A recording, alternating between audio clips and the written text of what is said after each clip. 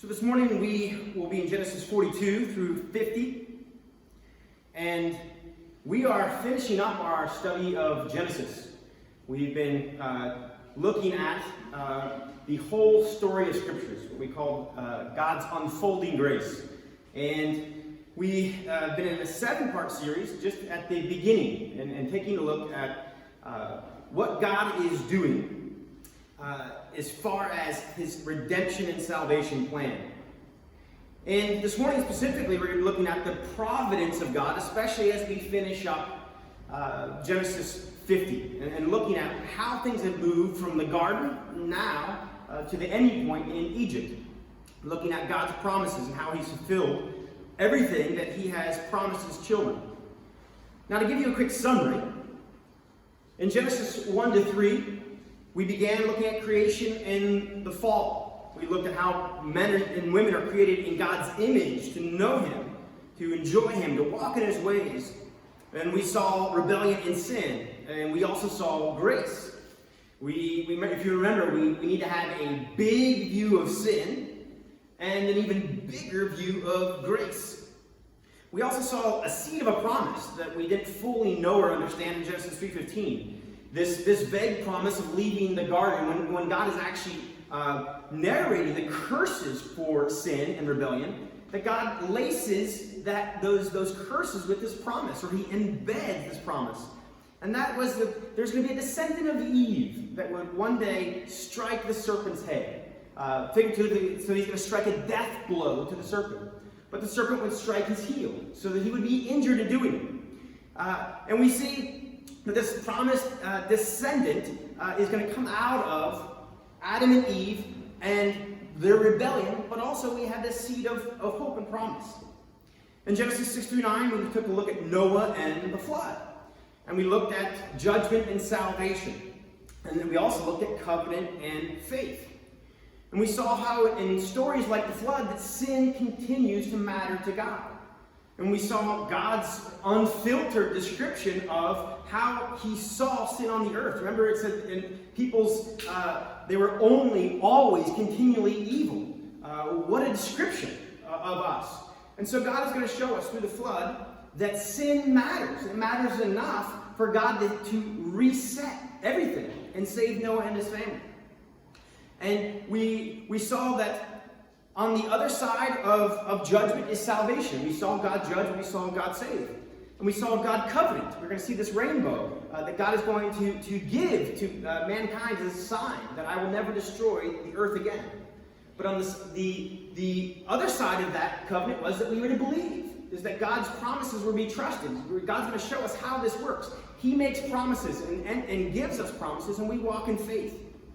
In Genesis 11, we saw the Tower of Babel, right? And we saw how, fast forward again, many years after the flood, and we have another issue.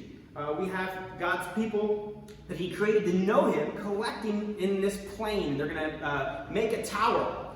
And we see that they're going to focus on centering their lives on them, as if they're going to focus on making a tower to make a name for themselves. And once again, God steps in.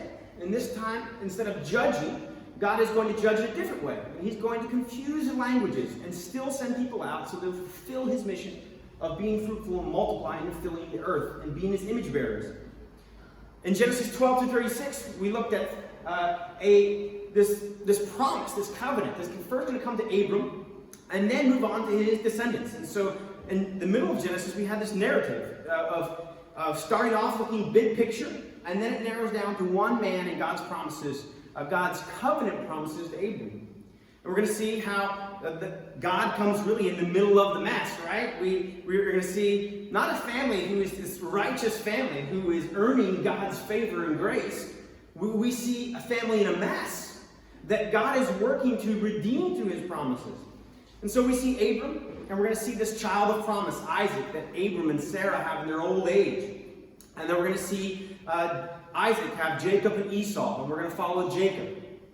From Jacob, the whole story moves to last week, where we began Genesis 37. And from Genesis 37 to Genesis 50 is the rest of the narrative, and it follows one man, the son of Jacob, one of the sons of Jacob, named Joseph. And so last week we looked at God in the middle of the tests, where God doesn't prevent us from suffering or trials. Rather, he promises his presence in the middle of those things, in the middle of our suffering. And I invited you to have not only a theology on the mountaintops, a peak theology, but a theology of the pit, where God chooses to go with us and grow our faith in him by being with us in the trials and not preventing them. Now that brings us full circle to this morning, Genesis 42 to 50. And it's really Joseph part 2. And what we're going to see is how the narrative ends. We're going to see how does the story of Joseph climax, and specifically how does the story of Genesis climax or end. Now, just to give you maybe a time reference, when we look at Genesis from creation till now, where we're going to end today, it's about 2,200 years. And now, so to give you maybe a better idea, because when we read these biblical stories, I mean, that's from about Jesus' time until now. It's a little bit more. But if you think about world history from Jesus being born till about now is a little over 2,000 years. We're in 2020, right? So the time from creation to the end of the Joseph narrative is about another 2,000 years. Just to give you an idea of the time frame that God is working out his promises. And I think all of us, probably one of the great challenges we have on our journey is the fact that it's just day by day, right? The fact that God's promises, or even right now, right, we're looking for a location. In 5 years or 10 years, when you're recording the history of River of Life, somebody will read, we had a need, and then the next point they'll see on a little timeline was that God provided.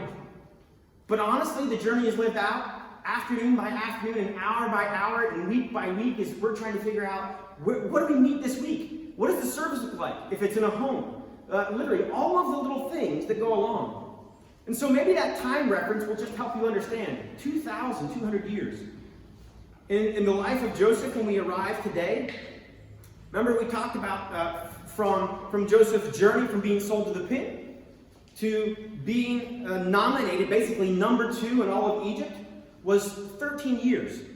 It's another 9 years before his brother's going to come visit, which we see today. 22 years of time that is going to be worked out. And Genesis 37 to 50, once again, just last little timestamp. If we were to look at just those chapters, only 90 years. 90 years from 37 to the end of 50 is what we're dealing with. Now, here's where I want to go today. This morning I told you that we'll be looking at the climax of the Joseph narrative. And if you watch movies now, you'll hear, or if you listen to music, or if you listen to teens talk, the word epic. You'll hear, that was epic, right? Now, I don't even know how to say it right, because I'm not cool enough to know how do you use epic in a cool way. Here's what I can tell you, though, and I don't mean this, in a kind of funny way. This story of Joseph is epic.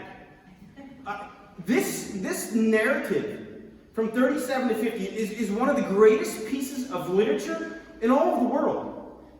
It is an amazing story. When I was preparing, Des was we had these little cubby holes. I work over here, Des works over there. You're kind of doing home office in the middle of Corona.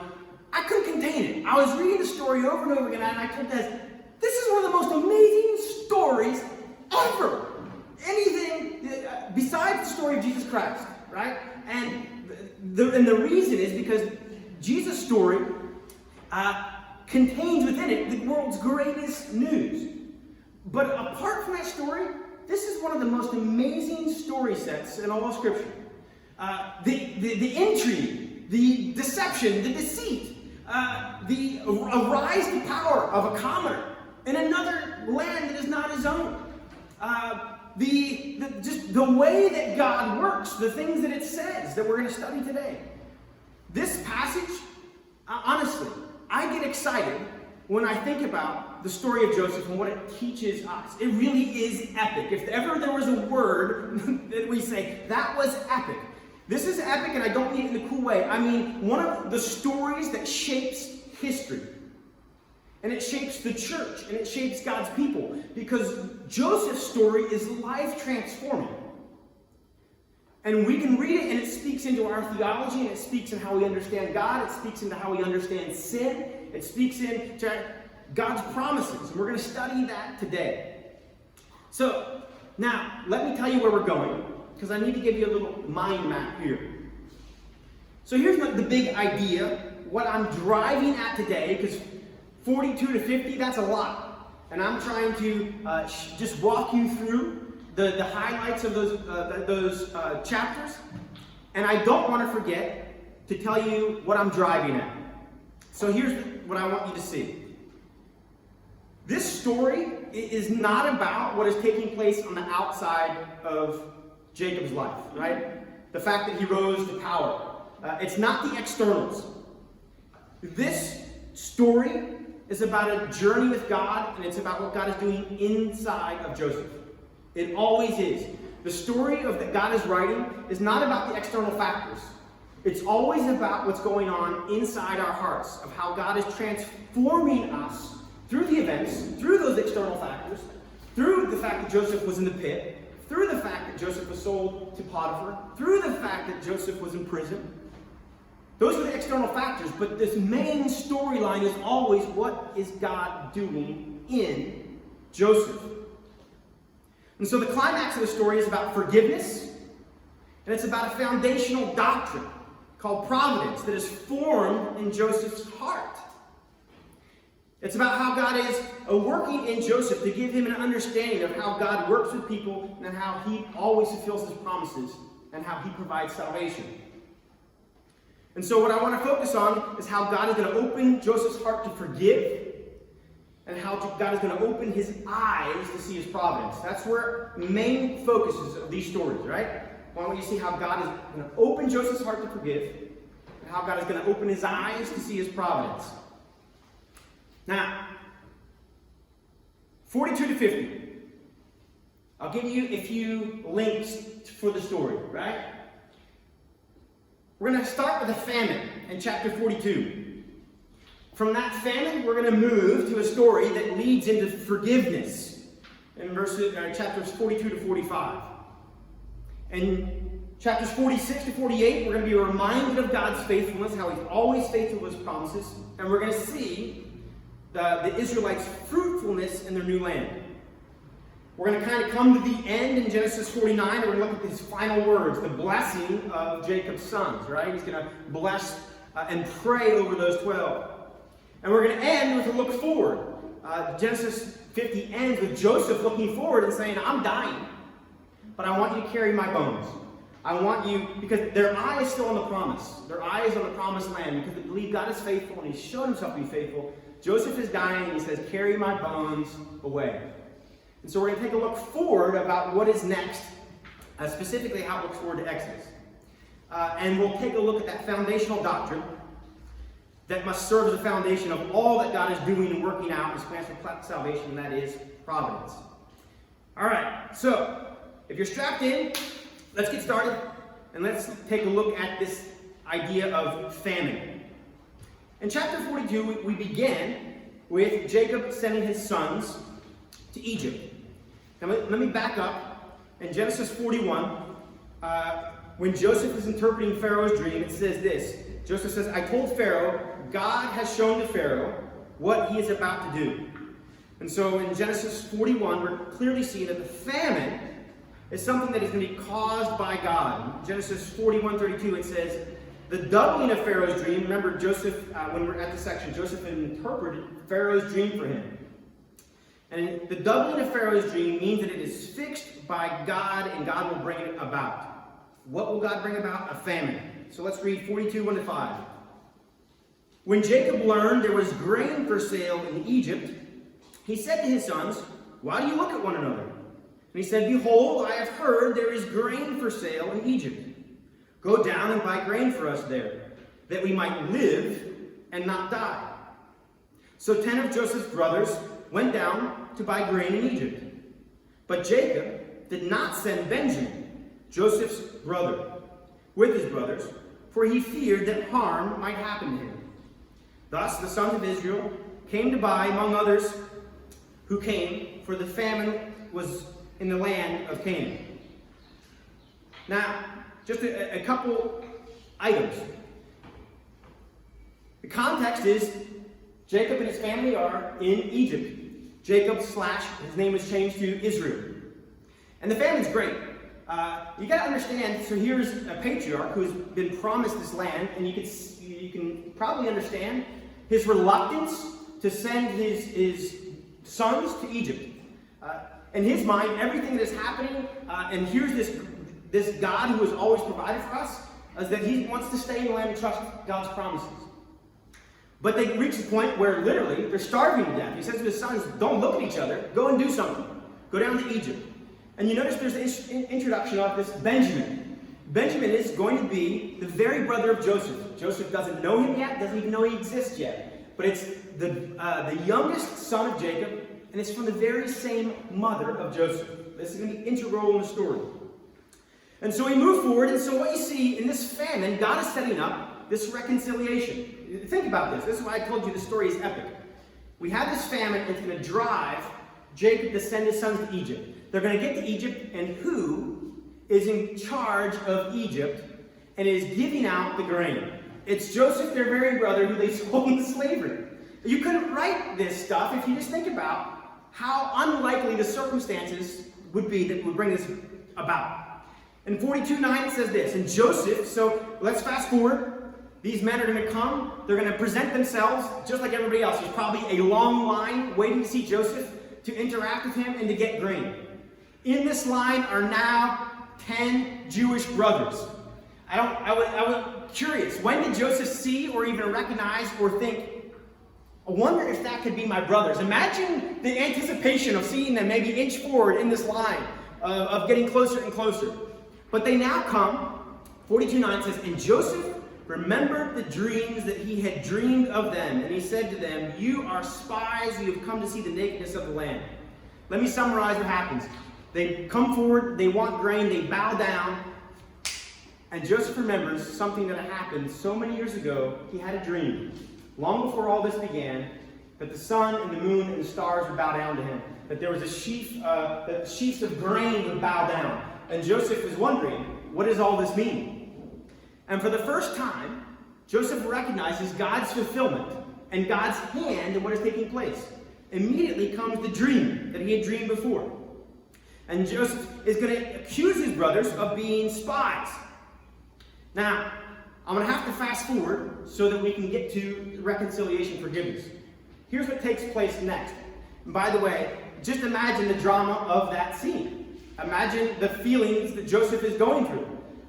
And even better yet, you couldn't write a better story. His brothers have no idea. His brothers are going about business as normal. Here's Joseph recognizing his brothers. He accuses them of being spies. Joseph is going to imprison his brothers for 3 days, and he's going to test them. Joseph finds out, as they're discussing, he can understand their language, is that when he tells them that they're spies, they begin to talk about something that was heavy on their minds. They said amongst each other, in their dialect, thinking nobody else understood them. It's finally come. Judgment and justice. This is happening because we sold Joseph into slavery. And it literally says, we heard his cries, we heard his pleas. And imagine what this is doing to Joseph emotionally. And so, if you think about it, Joseph is caught off guard. Just as we kind of read the story knowing the end, he's going to forgive. Put yourself in Joseph's context. He has no idea his brothers are coming to him that day. He sees his brothers, and one of the things that he's not quite sure what to think.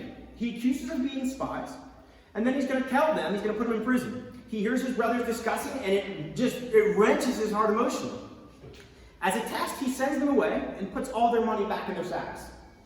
And he's going to tell them, listen, after 3 days in prison, he says, I fear God, but I want you to go back home, and so that I know you're not spies, and I know you're not lying to me, bring your youngest brother back. This all passes. The men go back, they tell their father, we have to bring our youngest brother back. What a shock to Jacob. And he said, why would you ever tell him you had a brother? He's like, well, there's nothing worse that you could tell him. And they explained, how are we to know? He asked us questions. He asked us about our family. He asked things that we thought were there to buy grain. Well, Jacob doesn't want to do it. Eventually, when they're hungry and they have no more food, he's going to send those brothers back, and he's going to allow them to take Benjamin. They come back, and they're presented before Joseph. Joseph throws a banquet for them. He says, okay, obviously I can see you're not spies. He allows them to pay. And then when he sends them home, he gives them another test. He puts the silver cup, his silver chalice, into the bag of the youngest, into Benjamin. As they get on their way, he sets a little trap. He sends a worker after them, one of his appointed men. And then they find out the worst thing that could happen. They've taken Benjamin, and now Benjamin stands guilty of stealing the king's silver cup. The worst of all that could happen has happened. They all go back, and then Joseph sees something that causes him to relent. We don't get all the details of what Joseph is thinking. Here's what takes place. His brothers act differently this time. The first time they sold Joseph into slavery. The second time, they actually mobilized to save Benjamin. And Judah is going to step up, and he's going to say, take me, don't take the boy. Our father will die to take the boy. And so we have this reversal. Before, the brothers conspired to sell Joseph. This time they conspire to save his brother. And one of them stays. They go home, and they eventually are going to bring back their father. But let me get to the heart of the story, and this is a forgiveness story. Genesis 45. Let's begin in verse 4. So Joseph said to his brothers, come near to me, please. And they came. And he said, I am your brother Joseph, whom you sold into Egypt. Now do not be distressed or angry with yourself, because you sold me here. For God sent me before you to preserve life. For the famine has been in the land these 2 years, and there are yet 5 years in which there will be neither plowing nor harvest. And God sent me before you to preserve you, a remnant on earth, and to keep alive for you many survivors. So it was not you who sent me here, but God. He made me a father to Pharaoh, and a lord of all his house, and a ruler of all the land of Egypt. Hurry and go up to my father and say to him, thus says your son Joseph, God has made me Lord of all Egypt. Come down to me and do not tarry. And so Joseph is going to reveal himself to his brothers. After he sets this trap and they come to him and he sees that they're going to save his brother, Joseph is overwhelmed with emotion. And he's going to reveal himself, and he's going to ask if his father is alive. And he asks him to bring his father back. And what I want to focus on, and this is the first big idea, and this is that Joseph's narrative, the climax, is not Joseph's rise to power. It is a story of how God works to free him from what could have been hatred or revenge and allows him to forgive. Just a thought, let me plant the seed. Have you ever thought that maybe when Joseph saw his brothers, he could have thought of this? At long last, God has given me justice and revenge. My brothers, the very ones who sold me into slavery, are standing in front of me. They're guilty, and I have the power to act, to put them in prison or to take revenge. Have you ever thought of that? Part of how this story could end, right? Because what you think, wouldn't that be justice? That those who committed a terrible wrong could be finally punished? But God is going to move Joseph's heart to forgiveness. And I simply want to stop and just ask, why? Why did Joseph forgive? And it's right in the text. And it says this: don't be distressed or angry with yourselves because you sold me here. Joseph goes straight to this. He says, for God sent me before you to preserve your life. Here's all I want to say. Why did Joseph forgive? Why was he able to forgive? Because Joseph focused on God and not the offenders. Joseph was able to focus on his journey with God. He saw it as ordained by God more than the individuals who wronged him. And it's less about his suffering and pain, and it was much more about the bigger picture that he saw God working. But that didn't come in a week, and it didn't come in a day, or it didn't come in a few years. It was a result of 9 years. 22 years now. And it's a miracle of forgiveness and reconciliation. And only God can work forgiveness in our hearts, like Joseph was able to forgive his brothers of their sins. Now, I want to keep moving, but I just wanted to stop there and point out the climax there is forgiveness. It's not Joseph's rise to power. The text is so clear of how Joseph was able to see this as God's hand. And when we see things coming from God's hand, it allows us, it gives us the freedom to forgive others who have wronged us in a terrible way. And we see a miracle of forgiveness. Actually, just think about this. Think of how the Joseph narrative takes what could have been 2 separate stories of brokenness. Think about this. The story could have ended with Joseph's life being broken, sold into slavery, betrayed by his brothers, but rose to power, but was separated. His story was separated from his brothers and his family story. It could have been 10 brothers who go to the grave knowing they lied to their dad, sold their brother into slavery, and who basically tried to act like nothing happened and live life without dealing with the actual weight of their sin. And the end of the story that God brings together is not 2 separate broken narratives. And think about this. Think of people, specific people in your life, where you have been sinned against or they've sinned against you. Have you been in that place where there's no reconciliation and basically you just have 2 broken stories and 2 sets of angry people and 2 people who aren't healed and 2 people who haven't moved on? Have you ever heard somebody, if you talk to them, they're always in the past about what has been done or wrong or how they've been wrong? Think of the beauty of how God takes 2 broken stories here at the end and weaves them together, and the legacy for his people, the legacy for Joseph, and the legacy for his brothers, the legacy of Jacob's family is not of hatred and revenge and brokenness, but reconciliation and peace and a beautiful legacy of being now reunited as family. That's an amazing story. That's a story that gets passed down to the generations as a blessing. This is a part of your story. A part of your story is this great story of forgiveness. And why? Because Joseph was able to see God's hand. God gave him the freedom to forgive. Now, chapter 46, I just want to point out 2 things. In chapter 47, and I'll make this, or go through these things, just if you're looking at the time. These points I just want to highlight, because we're going through a lot of scripture, and I don't want to skip over important aspects. In chapter 46, you can imagine that when Jacob hears that his son is alive, he would still be reluctant. What about God's promises of the promised land? What does he do when he's being asked, basically, to pick up, leave, and come to Egypt?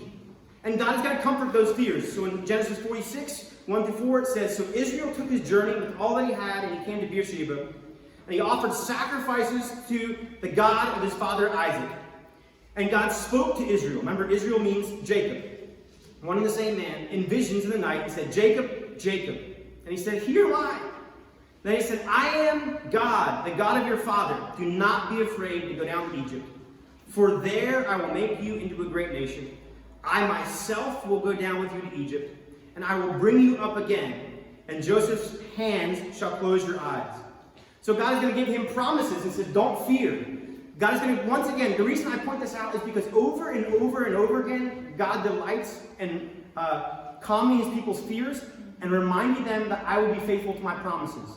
And so, in some ways, this is this beautiful reconciliation. In other ways, this means Jacob is now leaving the promised land, and how that must have been difficult. How can God's promises be fulfilled? And God is going to quiet those fears, and he says, I'm going to bless, I'm going to take care of you, you'll be made into a great nation, and Joseph, your son, the son you thought was dead, you're going to die in peace. That's what this is saying. He's going to close your eyes. You're going to die in his presence, knowing that your son is alive. And then in chapter 46, we're going to also, 47, we're going to also see a hint of something that comes from the garden. And we're going to see that not only is God going to be faithful, but his people are going to be fruitful. Genesis 47, 27 to 31. It says, thus Israel, once again meaning Jacob and his family, settled in the land of Egypt, in the land of Goshen. And they gained possessions in it. And they were fruitful and multiplied greatly. What passage does that make you think of? It takes us all the way back to the beginning, where God is going to create Adam and Eve in the garden, and he's going to tell them to be fruitful and multiply. One of the things we haven't really seen promises to Abram, where Abram is promised that he's going to be the father of a great nation. We really haven't seen this massive multiplication, and yet it's here. God is saying, not only trust me, I'll take you to Egypt, but already in Genesis 47, when they land in this land of Goshen, this little place where Pharaoh is going to set aside for Jacob's family to live, where they can be herdsmen, already God is multiplying, and God is making them fruitful. And it says, and Jacob lived in the land of Egypt 17 years, so the days of Jacob, the years of his life, were 147. So Jacob's going to move, he's going to die, and then at the time of his death, his descendants are multiplying and being fruitful. Now, in chapter 49, I just want to point out one thing as we keep moving along. Chapter 49 is now the final words. This is where, if you've read Genesis, this is his blessings. So this is Israel, or Jacob's blessings over his sons. I want to just point out, in Genesis 49, verse 10, when he's blessing Judah his son, it says in verse 10, the scepter shall not depart from Judah, nor the ruler's staff from between his feet until tribute comes to him. I'll stop there. The reason this is important, this line of Judah is going to be the line where David is going to come from, where David is going to rule, and it's to the line of Judah that God will make covenant promises. God will make a promise to David that says, from you will come a descendant, whose reign will never end.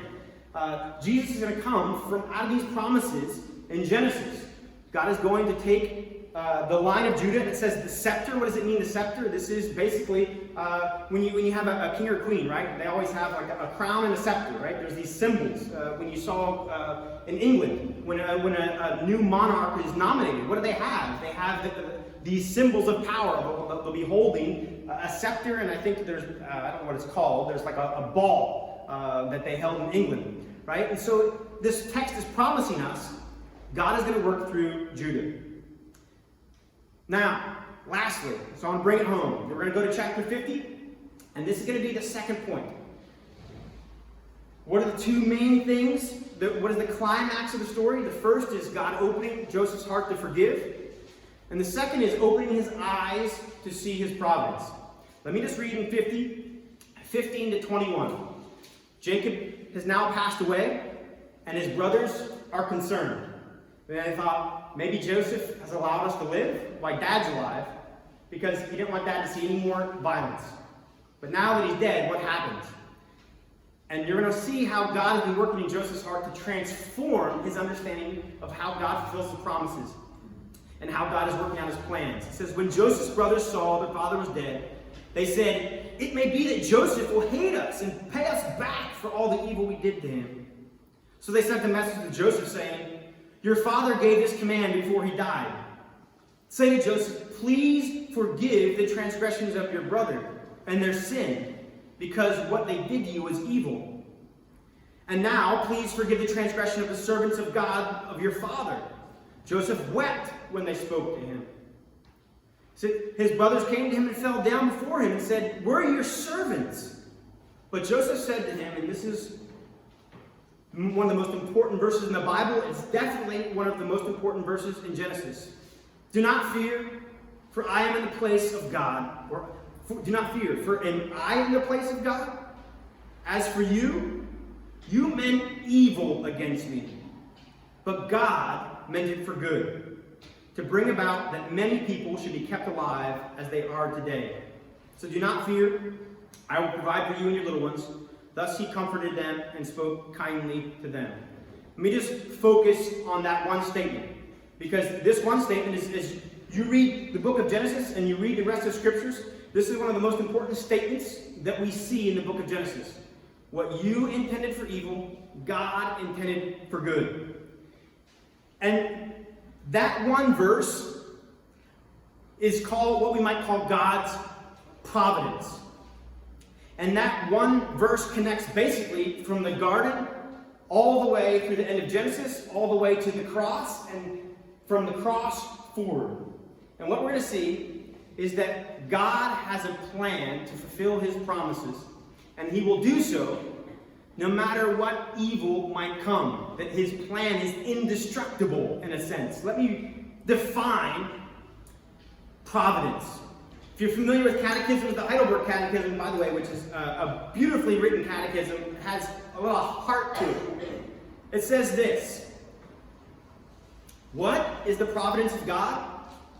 The almighty and everywhere present power of God, whereby, as it were, by his hand, he still upholds heaven and earth with all creatures, and so governs them that herbs and grass and rain and drought. Remember the famine that God caused to set all of this in motion. It sets reconciliation in motion.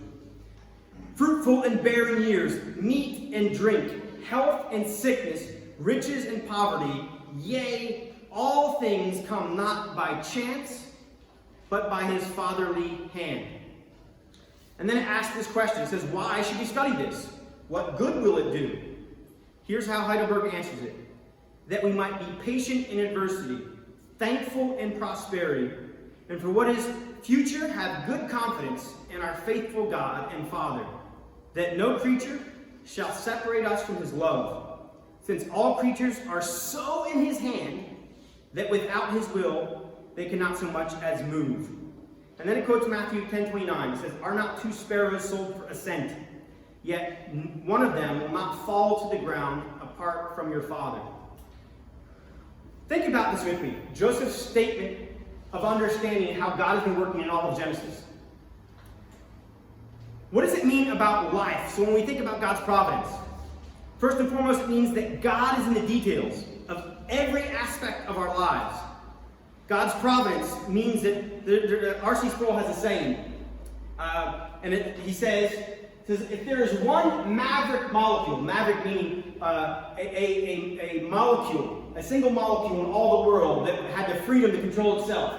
He says, if there's one maverick molecule in all the universe, then God is not sovereign. And if God is not sovereign, he is not God. And so we see that God is in the details. What does it mean about faith in God when we look at providence? It means we can trust God's providence. God's providence is the reason we can trust his plans. I mean, think about this. One of the reasons we can have faith in what God promises is because if providence is true, then God controls all things. In fact, he controls something we probably didn't think God controlled. And that was, this text says, what you intended for evil. It doesn't say God used for good. It says what you intended for evil, God intended for good. That's a deep point of theology that you need to wrestle with and understand, especially in terms of your life. What God, this is the text, Joseph said, what you intended for evil, God intended for good. And this means that no one who trusts in God will be put to shame. No one who trusts in God will find that their life is wasted. Because God, if God can take even the terrible things that have happened and use them for his good, then there's no way that any aspect or any detail of your life can ever be wasted. God has gone on the record. He's put his name, his reputation on the line. And he's proven it in Genesis over and over and over again. Not only in the short term, right? Not in just the life of one of the patriarchs, but literally 2,200 years. When we look at Genesis, we have 2,200 years of record of God keeping promises. And at the end, here's what it says. The summary is that not only in Joseph's life, what you intended for evil, God meant for good. Let's go back to the garden. And what Satan meant for evil, God intended for good. Now we know that the very curse that is brought about through sin and the very rebellion that happens in the garden, that God can turn sin and evil into a blessing and not a curse. God can turn sin and our rebellion into his plan of redemption. And God can take anything and use it for his glory and your good. Now, where does that bring us? So, if that's true, so if God can turn what is meant for evil into good, what can't he do? Think about that. Like, the worst thing, you think about when we plan, the worst thing that can happen is when our plans don't come to fruition, right? Something frustrates our plans. So what happens in a situation where nothing can frustrate God's plans? Nothing can prevent them from happening. They're indestructible. If God can turn what is meant for evil into good, then evil cannot win. Impossible. Satan can't win. And God's good plans for your life can't fail. If God can turn what is meant for evil into good, then like I said before, there is no single part of your life, there is no single trial, there is no single suffering, there is nothing that you experience that is ever wasted. One of the prophets tells us, even the years the locusts have eaten away, it's talking to the picture of famine, it says God can restore. Now, two things and we'll close. So where does this place us? Well, let me just make a New Testament connection. Because this very theology of what you intended for evil, God intended for good, shows up again in God's people in Acts, where Peter sees Jesus' death and crucifixion, and he says this in Acts 4:27, "For truly in the city there were gathered together against your holy servant Jesus, whom you anointed, both Herod and Pontius Pilate, along with the Gentiles and the peoples of Israel." So he's showing all of these different people, all of these different actors, Pontius Pilate, the Gentiles, Herod, and they're going to carry out something tragic, terrible. They're going to carry out the crucifixion of Jesus, an innocent man. And here's what Peter says. Here's what Genesis does for his theology. He says to do whatever your hand and your plan had predestined to take place. Where did he get a theology like that? Where did Peter get a theology that says, no matter what happens, Herod, Pilate, the Gentiles, all they can do is to meet together to carry out what your hand intended to do, what your hand intended to take place. And so we see this New Testament, this gospel connection. Where does the gospel, where are the roots? It's in the story of Genesis, and specifically in the story of Joseph. So here's my personal application to you. So if this God, who we see in the book of Genesis, this all-powerful creator, who is sovereign over all things, who has gone out of his way to bless us and make himself known to us, and has proven himself faithful to his promises, and can turn what is meant to evil into good, here's my simple question. Is this your God? Can you think of anyone, even yourself, that it is you can entrust your life into their hands? Is there any hands that you can entrust with your life, your future, your eternity? And what Genesis shows us, there's no better hands than God, because if God is sovereign, and he is, if we believe in the doctrine of providence, that God is controlling all things, then there is no better set of hands than to be in God's hands. So my question to you is this. Is this God your God? If you don't know the Lord or follow him, I want to invite you to follow Jesus today, to follow this God today. And the second application is this. If you are a follower of Jesus, are you trusting God's hand? The first is invitation to enter into God's hands, into his care and sovereignty over your life. And the second is, are you trusting God's hand?